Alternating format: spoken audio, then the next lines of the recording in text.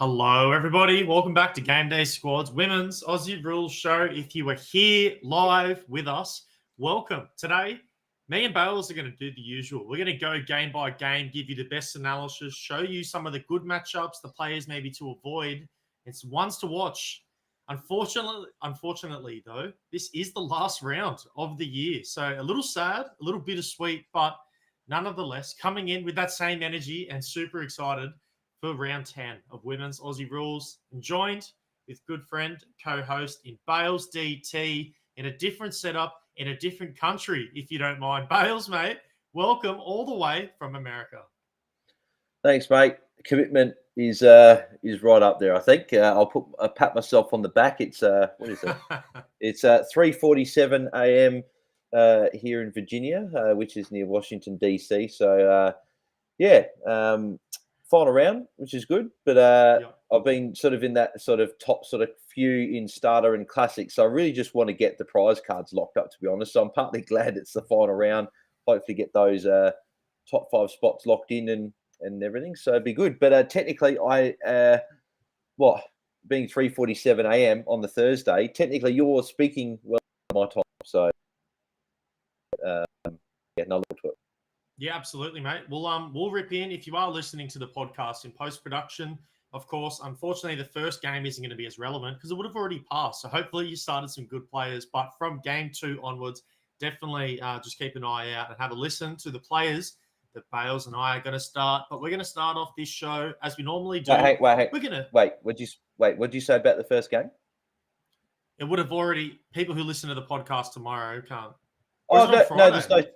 There's no Thursday night footy, mate. Yeah, that's what I was thinking. I was like, there's no Thursday night footy this week. So, no, mate, all the games will be previewed. All the games will be relevant. So, start from game 1. Start from just here. Yep. Let's shout out our winners from last week. Prison Mike taking out starter 2,182 fantasy points. That is a pretty monster score for just having bronze cards restrictions. So, absolutely smashed it. Dan's Dynamos and Nickers there as well. Great performances. Only 2 points between second and third. Very tight. Look at the classic. We have Cash Money, 2,455 fantasy points. Dan's Dynamos again getting double seconds in the starter and classic. And our co-host, Bales Nails, getting that third spot. Great performance from you, mate. What a week. Thanks, mate. Yeah, considering that I saw the Kate Hoare news very late, and if I had a bit of a think of who I was going to replace it with, I might have gained a couple extra points. Just put Casey Sheriff in. She was the first one. Then I thought, bit of a pod. she might go all right, and she went okay, but nothing obviously spectacular there. But the highlight for last week for me was putting in. I finally put in Ashley Maloney, and I put a gold in because I've only got a gold in my club. So I was pretty happy when that massive score came in the full line. So that was definitely a reason for top 3 week. Love it, love it. Shout out there, Fez, just under you, Prison Mike, and me there at 9th. I started Kate Hall. I did the live stream on my own last week, and then I was caught up making dinner and was watching the game thinking, wow, Kate Hall's not touching the ball a lot, and then checked my my X feed and realised that I have done a silly, especially in the second last round, trying to chase the prizes. Mate, that's why fantasy and game day squad, it's king, mate. You can't be cooking dinner, you can't have a shower, you can't do anything until that siren's played. Then you can relax. Yeah, squad. You need your squad to be set first, then go do the rest. But Dan's Dynamos gets first place in Challenger, 2,925. Prison Mike, Fez, Monkeys just behind him, and then Fez taking out our champion for the week in round 9. Stealth 05 and Skippers underneath. Plenty of some of the top coaches and those names that we've just mentioned. We've seen them all season. For anyone that finished in the top 10 or even in the prizes, congratulations to you. We've got one more round of prizes, so make sure you get your squads in because, all you can get is the chance to win, and you never know what you get out of some of those packs and those cash rewards. But Bales, we have our All-Stars for 2024 dropping soon. I hinted at this last week. I think we are literally a day or two away from the packs dropping from our new set of All-Stars. I will say this. I do know the All-Star list. There are plenty of new faces, which is going to be fantastic. I wonder if Ebony Marinoff will be on there. Maybe. Or you reckon she'll get snubbed? Yeah, I don't know. I reckon you could half her score and she'd still nearly make it, honestly, mate. She's played that good this season. Yeah. It is ridiculous. I think her bronze is averaging over 200, so she would be pretty much still top 20 midfielder. It's absolutely ridiculous. You're essentially getting a cap. You essentially get a captain in game day squad with having her in, which is crazy. Yep. But Bales, before we get into our game by game analysis, we were on the phone before and you hinted that I haven't been on game day squad in a little while, and you'll see there are plenty of new things to look at. First of all, have a look at this dashboard.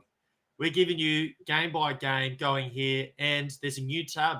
I wonder what this will be for, but this is our first installment. Let's call it a beta of all of this. So we are just trying some things out. We've put this beta out. We're going to, collect a lot of the information, figure out how it's working, and we're trying to optimize this for the start of the cricket season. So that's just around the corner. So much exciting stuff. We are so pumped to be able to deliver some of these things. Of course, you all know about the Stats Center that got dropped earlier, but we're adding a whole nother layer to this. I'm sure you could sort of piece together what this might be, but it's coming very soon. It'll be fully operational. So, try it out this weekend. Let us know how you go. Let us know how it goes. And we can't wait to hear some of the feedback. Yeah. Game day squad just getting started, my friend. That's it. Well, Bales, let's get right into it. Game 1. This is your Crows taking on Geelong. I might let you just take it away because you missed last week. Your team's up. Let's go. Yeah. So you got Marinoff locked every week. So not really much else to say there. Obviously, we've both got Caitlin Gould in there. I've got Maddie Newman. I know Geelong are a tough matchup there, but Maddie Newman's got as good a ceiling as any, and I still feel as though she can put a good score, especially with the likes of Daisy Darcy, unfortunately ACL, which really sucks for her, but obviously her being out as well and a couple of other players sort of not performing. I think she's sort of just got to be in there. It was between her and Jess Fitzgerald that I was sort of tossing up between. I've got no doubt you've got her in there because I know she's one of your favourites, but Maddie Newman for me, I'll put in there. I've got Chelsea Randall in there at the moment. I'm still not 100% sure if I've locked her in. I'm just sort of wondering, well, do the Crows play her the whole game? Do they try and get a percentage boost? Because percentage is still going to play a bit of a factor from the latter point of view. I think in terms of the Crows, they need a bit of percentage there, and obviously they're relying on, I believe it's like a Gold Coast getting the job done over North Melbourne, which is unlikely, but Crows will probably still be hoping. Hawthorn. Richmond, because that's a closer game. So like Richmond could win, And if Crows can get some percent, no, sorry, I've literally just done that. That's for Brisbane. Crows need Brisbane to lose there, and Crows need to gain about 5%.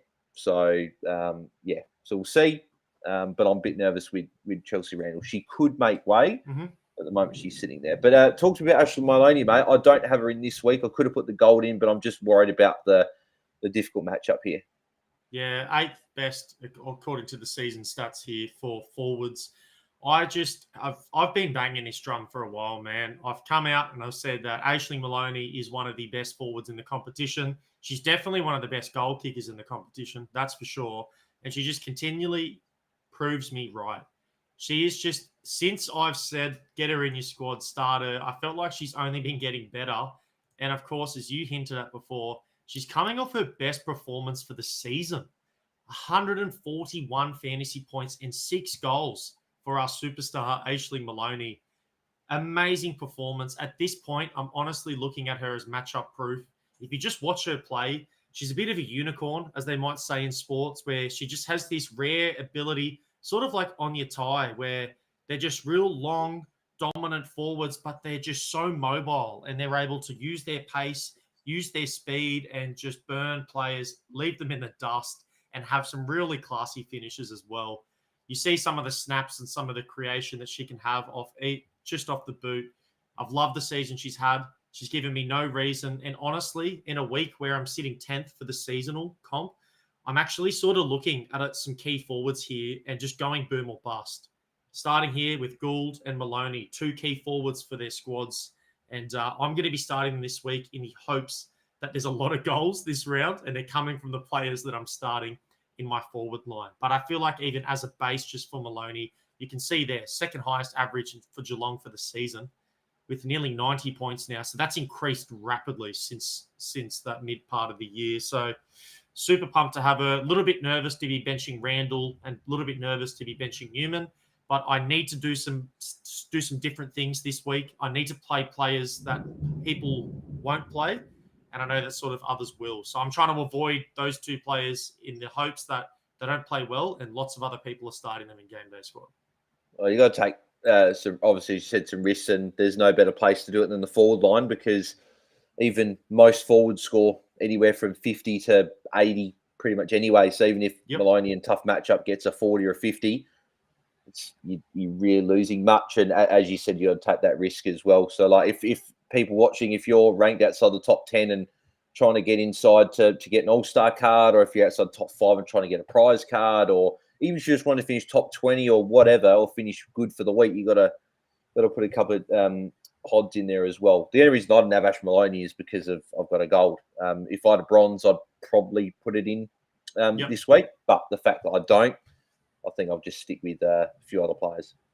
Fair enough as well, mate. I reckon that's going to wrap us up pretty well here. Yep. I was thinking earlier today, Anne Hatcher, the player that featured in both of our squads last year a ton, really hasn't featured much this year. I think I started her once, maybe you once or twice as well.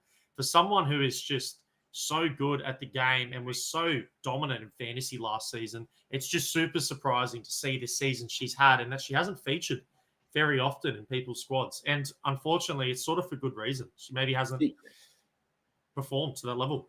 She's still averaging 111. Like, it's nothing to... For midfield with how good some of these players are, it's quite underwhelming. I think this year there's been actually a down year for mids, to be honest. I think Marinoff obviously has gone absolutely nuclear, but besides her, Garner's been up and down. True. Sort of gone big, a little bit smaller, big, a little bit smaller. She's been up and down. Conti's had some good games. Anderson's been up and down. Rowbottom had a bit of a dip as well. Riddell started on fire. She's been a bit quiet the last few weeks. So I don't think there's been, agree.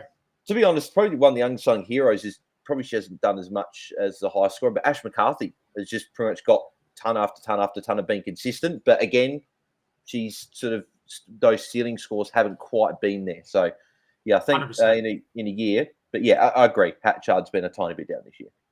Yeah, but let's move on, mate. Game number 2, we have the Demons taking on the Pies. And when I saw that you submitted these players, I was like, you cheeky bugger, you run it as well. I reckon Ruby Schleicher's in for a big, big game.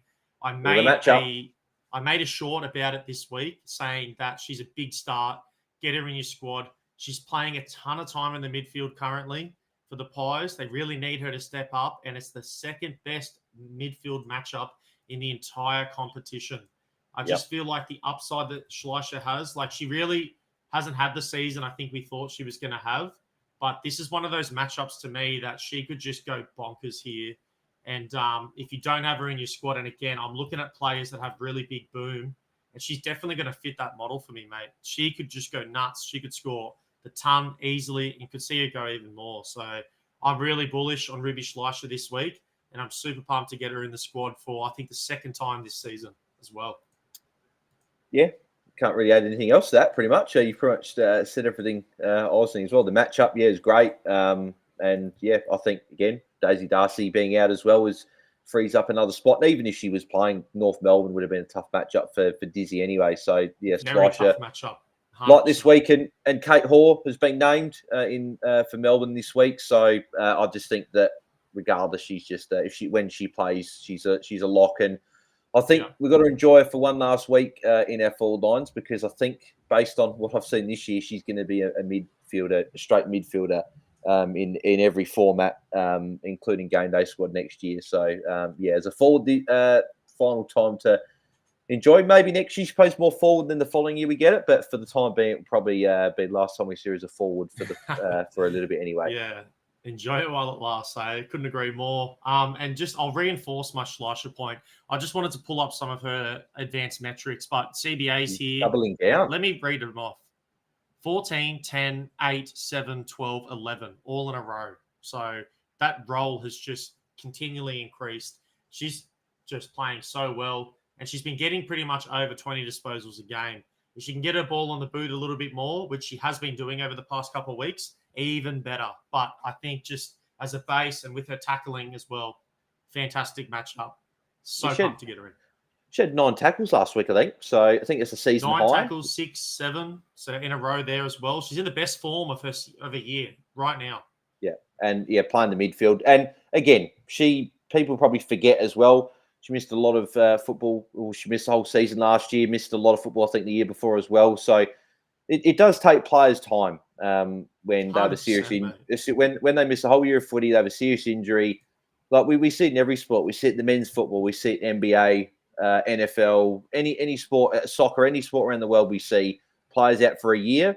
It arguably takes them 6 to 12 months after they return to get back to even what they were before injury, or try and get to a higher level. So we're seeing that from Ruby Schleicher.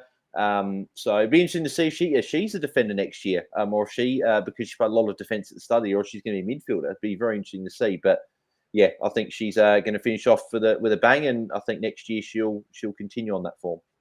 Yeah, 100%, mate. Love it. Well, honestly, not many other players to talk about in this game, but I did have consideration for one player, Sabrina Frederick, for me. Looked at the ruck matchup, and I was having a look at some of the others this round, and I thought, there's some tough ones for some of the people we lean on the most, but I just couldn't find a way, even with a bad matchup for some other rucks, to start Sabrina Frederick. She just hasn't been in that form that we saw last year. We saw her float around that sort of 90 average mark last season, but she's I don't think she's cracking over 80 this year. It's been just a down year for her, unfortunately. And even with a really good matchup, I've still found a way to bench her, which I think is a little bit of a sign it's an avoid, in my opinion. Yeah, it's Imogen Barnett's playing essentially the number one ruck right at the moment. I think she's carrying an injury. She's had a few big knocks this year, and she's played through them. I think she's playing because Collingwood have got a lot of injuries, and they probably need her to. That's just again, got no knowledge of that. I'm just thinking potentially what's happening, gut feel, because she's their number one ruck. Imogen Barnett is a little bit shorter than the other rucks, and when Frederick was in at the start of the year, Collingwood are competitive in the midfield, whereas they're still competitive, but not in the hit-outs. They're still getting pretty much beaten whenever Frederick's not in there. So, I think I wouldn't be shocked if she came out after the season and said that she's been carrying something for the majority of the season. Yeah, mate. Couldn't agree more. Let's get into game 3. We're taking the Swannies versus the West Coast Eagles. Very similar names here. Beautiful sight. Beautiful sight. She's back. All-star Gardner. Hasn't been there for a while for you, Bales. No, she's been missing a few games, so very, very happy to have her back in. Matchup's great. She still got a lot of the ball last week against Brisbane, who are a tough matchup, and she was still able to. Didn't put up a great score. Tackles weren't there. Brisbane, obviously, as I said, not a good matchup this week though. West Coast a good matchup. I just expect her to go to work and put up a pretty big score to finish off the season. So looking forward to having her back in. I couldn't agree more. And I just want to give context. I have a bronze Gardner in because I don't have a silver. And also, I only have a gold. And it was either I have to play a bronze or I don't have bronzes of other people that I wanted to play this round. So it was sort of just setting up my squad. Ideally, I'll talk about it a bit later, but I want to downgrade either one or two of these players to bronze to be able to upgrade my Gardner into a gold because I agree with you. I think she finishes with a bang and with the third best matchup in the comp. And with the points that I'm trying to chase, that multiplier is going to help just that little bit more, getting that 1.2 for me if I can get the gold in. So definitely not intentional putting the bronze in. I want to have the gold. I just haven't been able to work out a way at the moment where I can do it. But I'll definitely be active on the transfer market over the next day or two to try to optimize the lineup and get her boosted up. Yep. Other players, though, Cynthia Hamilton, she's been up, I guess, she had that stretch where we're like, got to start her. And then, we had a discussion about this over the phone a week ago, Bales, but her role just keeps changing. Sometimes she's a predominant forward. Other times she's playing heaps in the midfield, getting a ton of CBAs and scoring really well. So what's your thoughts on Cynthia Hamilton? I know you've got the silver in. I've got her in. I'm looking at the midfield matchup in particular being the third best and hoping that she can sort of eat into that matchup a little bit and score really well. Yeah, that's it. Yeah, the matchup is exactly what I'm looking at here. West Coast matchup, obviously very nice. And with a forward, if they get even a little bit of midfield time, that's an added bonus. But even still, I think there could be a couple of goals potentially on offer if she was to sit forward as well. So, yeah, just with I guess there's not as many forwards that have got the upside that what Cynthia Hamilton does on any given week. So I think even her floor is pretty much like every other forward anyway. So for that upside play, I like it. But just for context of her season, just being a bit of a roller coaster, I'll read out her CBA numbers just to give you an idea. But 4, 2, 7, 8, 1, 7. Like, it's just some weeks we're seeing 1, some weeks we're seeing closer to 8 to 10. Like, I just don't know what we're going to get from her. I'm really hoping it's one of those ones where we see 7 or 8. But, we'll see. I think she's a high upside play and another play that I really want to make this round, like yourself. Yeah, and then Charlotte Thomas is pretty much just lock her in every week. She's as safe as they come. I've got her in, and she's been a tiny bit down. Last week was a bit better, but she's been a bit down a couple of weeks. But I think you put her in. I don't know that Sydney a red on up there, but I think she'll be okay. Yeah, likewise. She's going to take the kick-ins. She's going to be the main distributor out of the defence for West Coast, and I do think she's going to have a bounce back irrespective of matchup because she's cracked the triple-digit mark nearly more times than any other defender in the comp this year, and you can't hold someone that is this good down for too long. So I'm with you there, mate. Sophia Hurley, we had a discussion about her a couple of weeks ago with Gardner out. She's a big dynasty player. She's probably an asset that you want to get in terms of game day squad. And considering it's the last round of the season, maybe your mind is looking and shifting that way. Maybe you're done with this year. You're starting to pick up some cards for the future. Definitely get a Sophia Hurley in your squad or just in your club because you're going to need her in the future. I can guarantee that. She is a weapon. Yeah, I think she's in top 5, maybe dynasty assets moving forward for players probably under the age of 22. I think she's up. Obviously, you got Robon and Roberts and Goldsworthy. Goldsworthy a tiny bit down this year, but I expect her to play more midfield moving forward. But Sophia Hurley's definitely in the top 5 for long-term prospects. So, yeah, make sure you've got even a couple. Maybe get one of each rarity if you can. Obviously, legend. Only one person can have it. But if you can get maybe a bronze, silver, gold in your club, that'd be good. Even maybe a platinum if you can get that.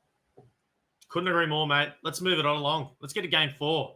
This should be a cracker. We have North taking on the Suns.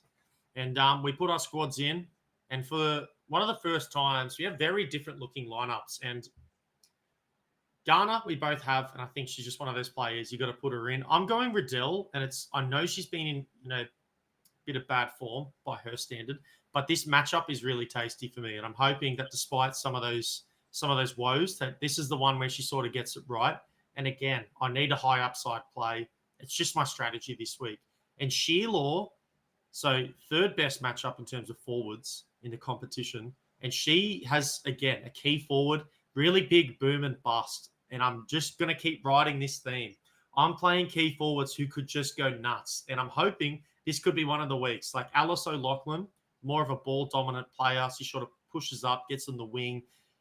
Honestly, probably the smarter decision, Bales. But for me and what I need this round, I need some boom and bust. I'm going with a key forward in Sheila, who's been a bit streaky at times this year. But wow, when she can put it all together, she can explode in terms of production. Yeah. To be honest, I'm really nervous about this matchup. And partly the reason is I'm actually nervous about, unfortunately, the three that you've got in your lineup. I could have put a Platinum Garner in, which I've been doing the last few weeks, playing her in. Yep. I don't think I'm going to do that. Riddell, I haven't got in there at the moment, and Sheila, obviously, I considered, but I'm not sure. And the reason is because North Melbourne, have, as long as they win, they've got top spot locked up there. 2 points clear of Hawthorn in second. Sheila, she obviously a little bit of an older player there. I wouldn't be shocked if, to be honest, I wouldn't be shocked if all three of those rested on the bench in the last quarter. I think Garner will play forward in the last quarter if they're up by like 4 or 5 goals. True. I still think Garner's a lock anyway. I still think she scores 100 plus even in that role. Riddell there's been murmurs of her carrying a bit of a foot injury or an ankle injury for the last few weeks. That's why scores have been a little bit down. Her tackles and marks are the big thing that have been down. She hasn't really been taking many of those little sort of 100%. +7s in game day squad or getting those tackles. That's what's led to her sort of drop in output. And I'm not sure that she's necessarily going to be going for all these tackles in the final round as long as they get done. But I think Riddell's pretty safe still. I think she'll still go 90 plus. It's just whether she can hit that ceiling score, which I'm just a little bit cautious of this week. And I think there are a couple of others that we'll chat about that I've got in my lineup my squad this week nice. that will go well. For sure. Well, as you mentioned, unfortunately, Darcy injury done for the year. Can't put her in your defense. She's been so good for the season as well. So a little devastating to see that, and sort of a player that I know a lot of coaches would have wanted to put in their squads if possible. But yeah, just with Charlie Rowbottom though, I've got her in. People are going to look at the matchup and go, it's hard. It's against North Melbourne. I think it's actually going to be the opposite this week. I think that with North Melbourne probably going to be in cruise control to an extent. Gold Coast have obviously haven't had a great year. They've got a few injuries. North Melbourne will just look to get the win and move on to the finals.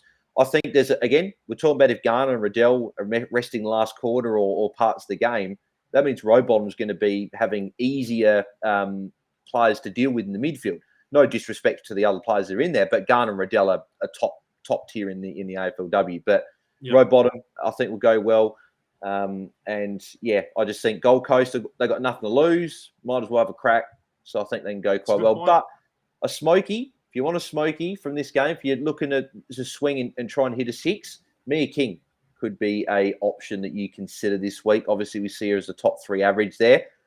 If we're going along the narrative that Garner and Riddell are going to be rested a little bit, that means Mia King's going to get more opportunity in there. And we saw last year, I think in round 10, she actually put up a massive score. She's had some big scores this year. Obviously, been a little bit up and down, but I think in this type of game here, with a good matchup where the other players could get rested, I think Mia King could put a 120 plus score up. So if you want a pod, she could be the play you're looking for. Yeah, mate, she could definitely shine whilst the others are taking it a bit easier, getting ready for finals at that, Big finals campaign coming up for this team. And as you said, they really have nothing to play for. So wouldn't be surprised if some of those things happen. But gosh, it's so hard to not play my all-star even if I do feel that way. It's just the most difficult thing ever. Garner's the one I think I'm a bit less concerned of, just because even if she does rest forward, she can kick a couple of goals. She gets involved with everything anyway. And I still think they're not just going to rest them for the whole game, because they still need to have that continuity and sort of keep playing at that level going into next week. But I just think if they're up by a bit last quarter, she could rest forward and then may rest the last 5 or so minutes on the bench. Love it, mate. Let's get into the next one. Hey, let's go game 5. We have the Blues taking on the Bombers, and we have gone the exact same combination of player here. I don't recognise you having that Maddie Gay in your defence. You must have packed her recently, mate. I've had it for 3 weeks now. I think Have you? this is number 4. Yeah. I guess maybe because I missed last week and probably just because it's been a few weeks since, but I just remember you didn't have one. But there you go. So good on you. I've had it for a couple of rounds now. I did get her off the transfer market. You are right, so I didn't pack her. There you go. Too good as well. A player that I have been, even when she got back, I knew sometimes I spoke about it, the show, you don't rush people back when they're coming from injury because there's sort of like that adjustment, getting back into the flow of thing and the swing of things. But I was one of the coaches that started her from the second she was available because of her upside. Now, it burnt me the first week, and I think maybe a lot of coaches would have been like, you know what, maybe she's not ready to get back, would have benched her. And then I started her again. I doubled down. I said, nah, there's no way she plays bad again. I was watching her game, and she had so many like almost moments where she just almost got her hands on the ball. She gave away a couple of frees. You could just tell she was out of it a little bit, and she just wasn't ready mentally, I think. But it wasn't a physical thing at all. And then she came out, 2 goals, 13 kicks, and 105 fantasy points, and rewarded my loyalty. So, Bales, you're back on, and not only you back on, you go on the gold. Yeah, I don't have a silver, so that's why. But I just love the matchup. The Carlton matchup really looks good on paper. For Bonnie, too good to finish off with a big game here. I unfortunately didn't get to watch that game, that draw, which would have been good last week. That was like 5 a.m. here, and I tried to stay awake for it, but I just ended up falling asleep. Couldn't stay awake for it. But I really wish I did because I had Bonnie obviously too good in my squad last week as well. First time since round 1 when everyone had her in, but first time properly all season had her in. And was quite happy with that, with the bronze to have a good score. But now we've upgraded and got the gold, which also allows me to put the bronze in the starter comp as well. So, yeah, really looking forward to seeing how she goes as well. The other player I don't mind this week is a bit of a pod in the midfield. Maddie Prasparkas up against a former side in Carlton. Obviously, we know Carlton are a decent matchup for mids as well. I think if you're looking, again, for someone that just want to go big and maybe get a good score, Maddie Prasparkas could be that player. Yeah, and I was almost thinking about going Wales in this one as well. I currently have Lucy in. We'll get into her a little bit later. But Stephanie Wales has a really good matchup this week. And I'm almost tempted. No, she's out for the I don't know if you saw news. She did her ACL last week. Did her ACL, yeah. Gosh, so I didn't see that. She's done for the season. But then there's also obviously the chance if it's a 12-month recovery, she might even miss she's going to miss part of next year as well. 100%. Yeah, which means that with Carlton's rucks, they're going to be up against Matilda Dyke and I can't even remember who, Sophie Alexander as the 2 rucks. So if you want to go pod the ruck, Jess Good, maybe Bree Moody, someone. Jess Good would be the pick if you're going, just because she's been the main ruck this year for Carlton. So just something to watch. And if you want to go a bit of a pod, I think that Essendon were already an easy matchup for rucks, but now with essentially no ruck now, well, they haven't got a ruck. I think Jess Good could have a good game. So another decent pod in your ruck that you could go for. That's a great call, mate. Jess Good could be in for a monster game with no dominant ruck to come in there and sort of do a job. She could just get over the top, and we've seen how good she can play before. Let's get into game 6. Some of the notable ins. Dakota Davidson. She's in this game, so she's back. But you can see who I'm going. Wardlaw. What's this theme? Keeps going, Bales. That's why I'm laughing. We have not played Jessie Wardlaw together for a week this season. You had her all for the start of the year. I didn't have a Jessie Wardlaw in my club. The week I got her, I played her for about 3 weeks in a row. You didn't have it. You didn't play Jessie Wardlaw then. Then you brought her back in, and I haven't put her in this week, which is quite funny. Yes, yeah, it is a little funny. I'll tell you Revenge game though. Yeah. This could be. I'm just looking at that forward matchup. I think that Jessie Wardlaw in a game like this could get loose, and there's going to, be a little bit of emotion in it, as you mentioned, I guess in her perspective. So there could even be extra incentive on top to go that little extra harder to score. So I guess if she can hit the scoreboard and get 2+ goals, this will be a great decision in my part. But if she struggles to get on the scoreboard, the Lions get on top, and they just really don't get that opportunity to score and use the ball, then this could be one of those ones that buries me a little bit. So I'm very nervous because we know how good the Lions are and sort of their structure and how well they can play. But I really like your pick of Mullins in the forward line. She's a player that's, been a bit up and down, but she's definitely going to have an opportunity to score well this round. Yeah, well, we haven't actually talked about it this year. This is the first time we have mentioned Charlie Mullins on here, which is good. It's good to have someone else for a mention this season. But I just wanted to sort of read off her scores because she's been, you said a little bit up and down, but I think she's actually been quite consistent this year. I think it's just the fact that Brisbane, I think, as a team have been a bit up and down, but I think she's been one of the shining lights. She certainly improved. She had a very, very quiet start to the year. So she started off with a 44, 37 and a 28. So obviously that's awful.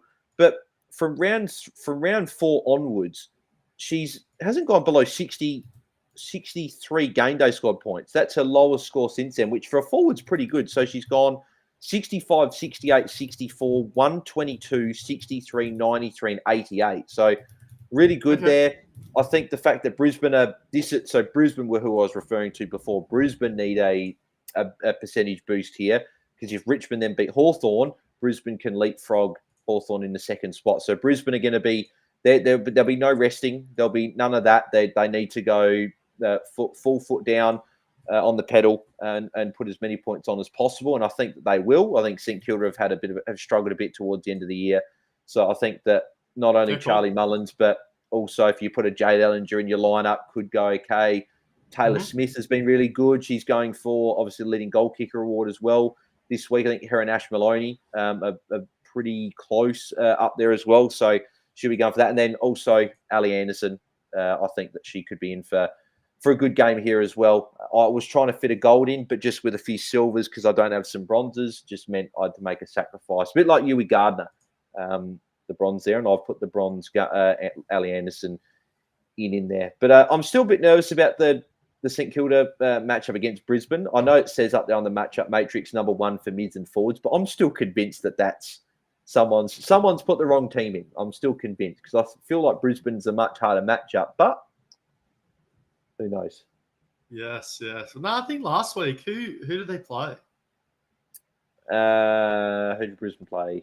Sydney. 20s. Yes, yeah. And Gardner was quite quiet. Yeah, she was actually, but she didn't have a very good game in general, to be honest. But the week prior, they had Geelong, and Morrison, Prisparkas, they all sort of teed off a little bit. Like there definitely are some lapses in their mids, and I do think key mids and dominant mids can score well against them, but it's just it's a play style thing for me. If you want a good pod defender this week, it's a pretty mid matchup, but Serene Watson has been so good for the Saints. I just don't have a silver or a bronze, so personally, I can't fit her in. I've only got a gold, and in my opinion, a gold probably isn't what I'm looking for in terms of a defender, unless it was maybe Sheeran or Tilly Lucas Rod. Maybe I'd consider a gold, but not for someone like Watson. If you do have a bronze or silver, she's been in some amazing form. One of the better informed defenders in the entire competition. Yep. Definitely a good start. Yeah. The ball's going to be down there a lot, I think, if we're going along this narrative that Brisbane are trying to get as much percentage as possible. It means the ball will be down there. It means potentially a lot of kick-ins there, a lot of ball. So, yeah, Watson, not a bad play this week. But obviously the matchup isn't amazing. Yeah, exactly right, mate. Let's move her along. Hey, let's get into Game 7. We've got the Tigers taking on the Hawks. And just so you all know, Sheeran has been cleared to play. There's a little bit of speculation whether she would due to some... the drama. It's just, she's suspended for something that we didn't see.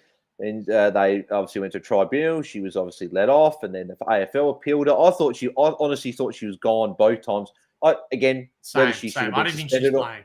I didn't really think it was probably enough to be a suspension, especially being a hot, humid night as well. Nan's gone so small compared to Sheeran. Like Sheeran's like really strong as well. I thought she probably should have gone off, but I thought with the appeals and tribunal, I thought she was gone for a week. So, but good to have her in this week. Obviously, two Lucas Rod there I've got, and obviously you've got as well. I think they're just a lineup lock. Squad lock. I'm still trying to get that out of the system. bloody lineup saying that all the time. But anyway, it's 4:24 a.m., so you can excuse that. But yeah, Lucy Wales, mate. Talking about that because I've gone a different route, which we'll probably get to in one of the next couple of games. But Lucy Wales, tough matchup this week. I know. By process of elimination, I think you're going to have gone who I think I won't spoil it. We'll leave it. But Wales, she just has the boom ability. There's not many other rucks this season that have scored over 120 fantasy points. I think the one that you picked, maybe you didn't, but Scholes is another one that has. But other than that, it's sort of Strom and Lucy Wales. They have that boom ability. They have the ability to dominate. One thing Wales does really well is she can win the hit-out battle, and she will score a lot of points in hit-outs, which I absolutely love. We've seen her crack the 40 mark this season at times, and she can get in those 30s quite consistently. But again, I just need a big play. I need a grand slam. I need a home run, whatever you want to call it. And Wales is one of those rucks that can deliver that for me. I'm not sure whether I'm making the right decision considering that matchup is so tough. It's the 16th hardest in the competition out of 18 teams, so it's not very appealing. But, with not many other options, I spoke about the Frederick dilemma. I sort of tossed and ummed about it, but just didn't want to start her. I'm just going with Wales because I'm hoping she can just boom for me in a time where I really need it. I just need her to go nuts. I need her to just step up, and I'm looking to her to hopefully do so. So not starting her with the utmost confidence and because of any metric, just starting her because she's one of the better rucks in the entire comp, and that I'm hoping she can deliver for me, mate. Yeah. Yeah, just obviously Tamara Luke's been named on the bench as well. So if Tamara Luke and Poppy Kelly are named, that makes me a bit nervous there. So when you think just Poppy Kelly, you think that it's a decent matchup. Poppy Kelly's been really good this year. Certainly very improved. She's obviously was sharing with Gabby Seymour last few seasons, but with Gabby Seymour going back into defence, she's taken up that number one ruck role and been one of the most improved rucks I think this year. Obviously, there's a few players ahead of her in that. Obviously, some rucks have had massive seasons, but she's had a very good year, so that's slightly worried. But I still think Lucy Wales will go well, and as you said, she's got the ceiling, so definitely going to play her. I am a bit worried. A few people probably wondering why we don't have Mon Conti in our lineup. The matchup is difficult, very hard.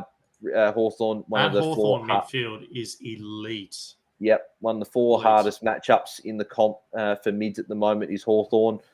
And that they're going to put some work into her. Hawthorn, it's a big game. Hawthorn need to win this. What a season as well, by the way, from Hawthorn. Making finals fantastic. Now, not only making finals, but top four. I actually said in the preseason, so I'll be able to sort of toot my own horn here. They said make it like they did that thing at the start of the year, name you like premier and runner up and best and fairest and leading goal kicker and everything. My big call this year was one of Hawthorn or Port Adelaide to make finals this year. And funny enough, both have made finals, so I'll take it. I mentioned both. One of them will, so both of them have.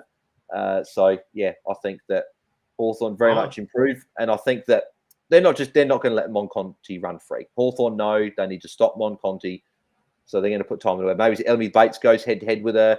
Eliza West, I'm sure, will go to her as well at stoppages as well at times. So I think it'll be a. Don't get me wrong, Mon Conti probably still get a 90 to 105 score, which will be okay, or it could even go maybe in the 80s. But I just don't think she's going to be someone you're probably going to look at this week.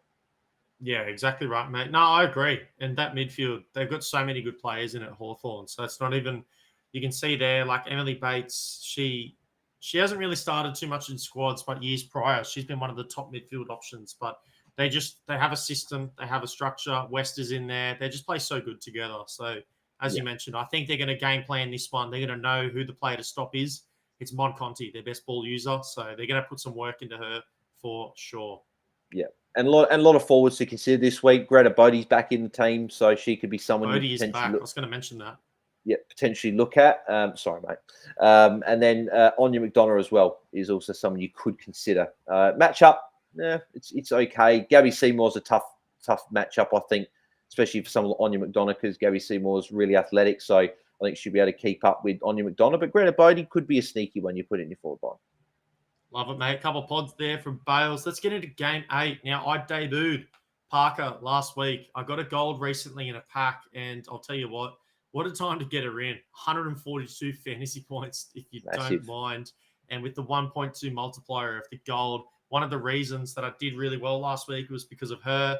We're thinking alike. We're both going Parker. Look, the midfield matchup doesn't scream it, but I feel like over the past couple of rounds, none of her matchups have been very good.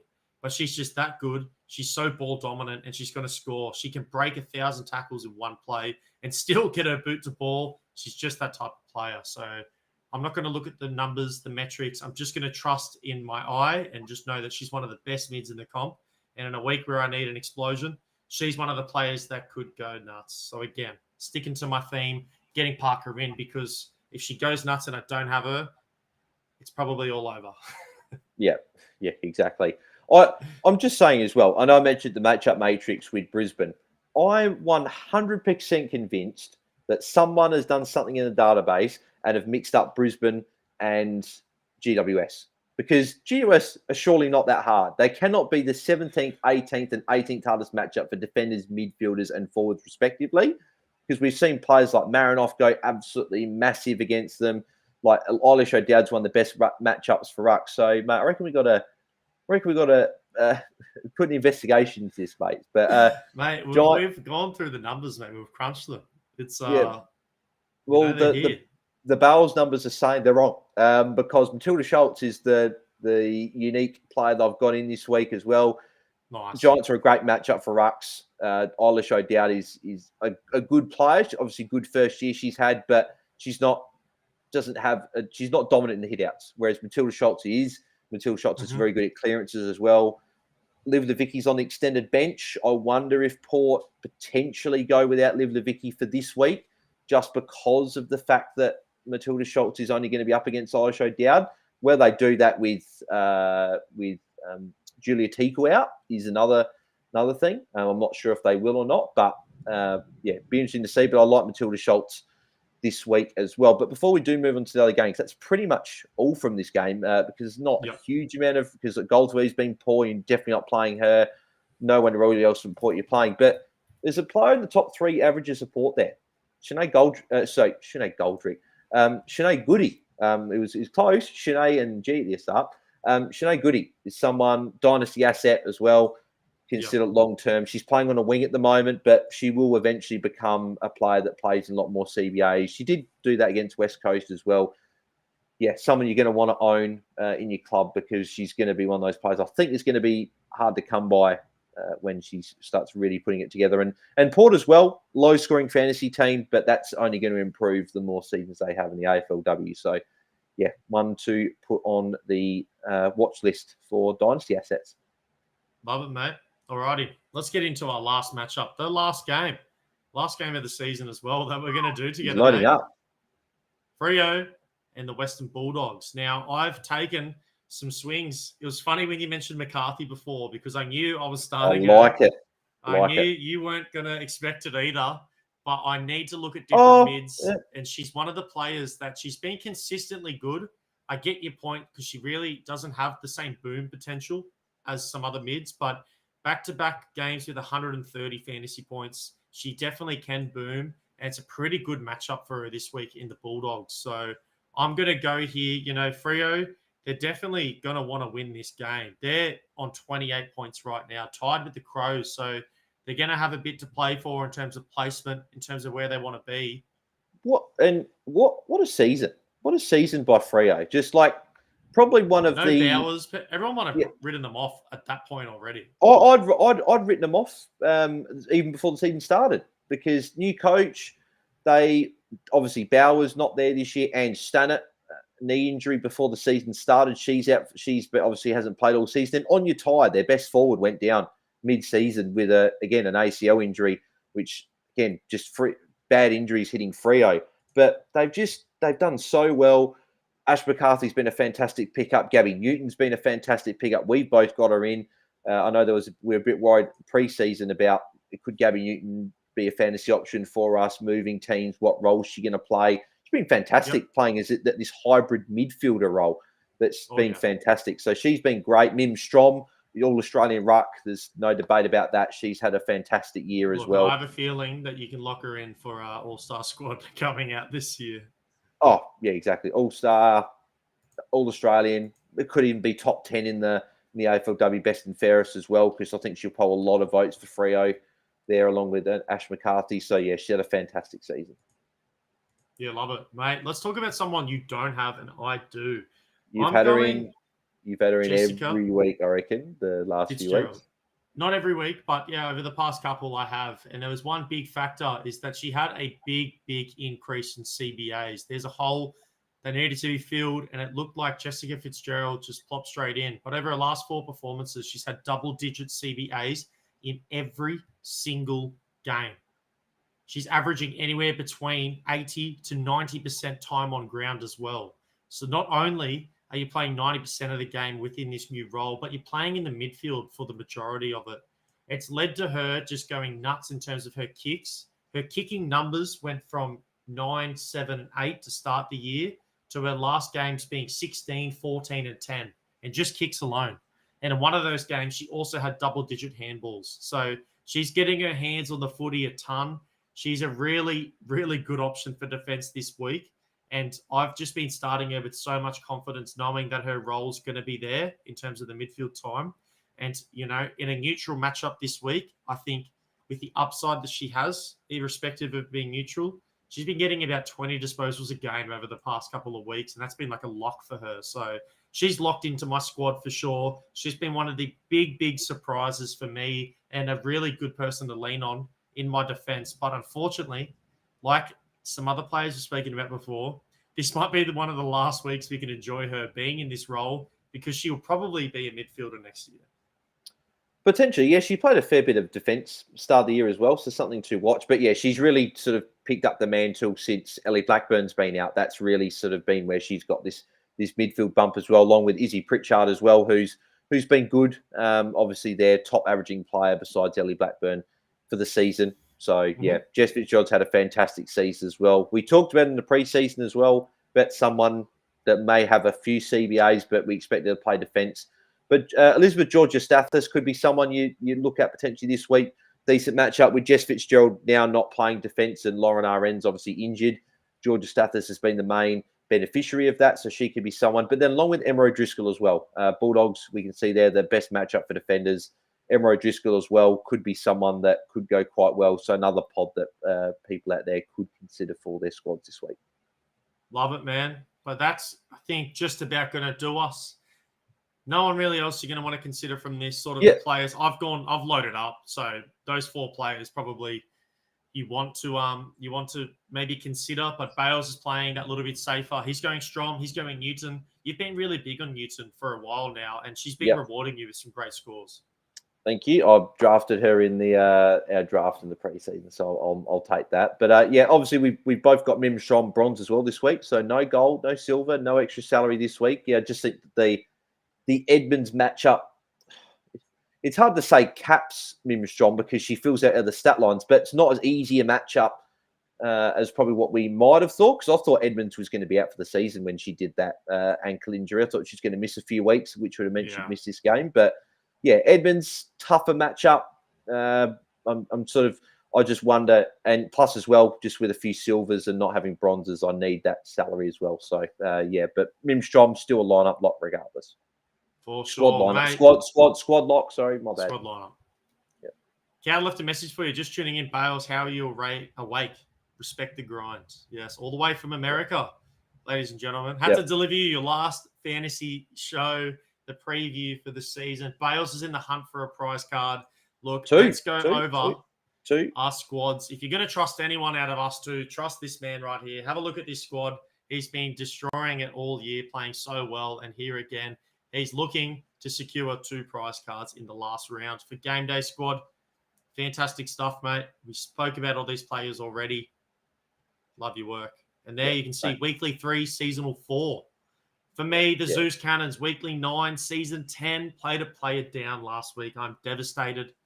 That already might have been the nail in my coffin. It would take a monster week from me. Playing those, every pod or every key forward that I played needs to go nuts, I think, in order for me to have a chance. So we'll see how it goes. For everyone that's tuned in throughout this season or at different points, thank you. Just before we finish up as well, yes, I was just going to say with Cal saying how are you ranked right now? Yeah, that's why I keep saying line up lock. I keep making that bloody mistake. No, I've been pretty good with that, but no, it's been a good season. I'm just having a look here. So starter, I am 121 points off of third, which I'm surprised I really haven't been able to gain ground on the top three. Like I've still finished top 10 most weeks. It's just the other three, Prison, Mike, Dan's, Dynamos, and Tashford, great seasons. I'm about, 84 points clear of fifth. So as long as I go okay, I should be fine. And I'm 140 points clear of sixth. So I'm hoping that's still going to be good enough to get the prize card there. And then in Classic as well, I am 111 points behind third, which is frustrating. But then, got the I've got Fez in sixth as well, and then Wedge Tails behind me as well by about 80, 90, and about nearly 100 points there. So hopefully I can hold on in both. It would be good to get a couple of prize cards. But no, I've appreciated being alongside you for this season, Tom, mate. It's been fantastic jumping on all these shows. Apologies, I missed last week. That's the first one I missed all season. Obviously, I was in the plane, so I literally couldn't if I tried. So. But yeah, no, it's been fantastic, mate. Appreciated doing all these shows with you, and I'm keen to get some more stuff done in the future, whether that be in any of the other formats on Game Day Squad. Absolutely, mate. Yeah, thank you so much for the season. For everyone that's made it this far, cheers. We appreciate all the support that you've given Game Day Squad throughout.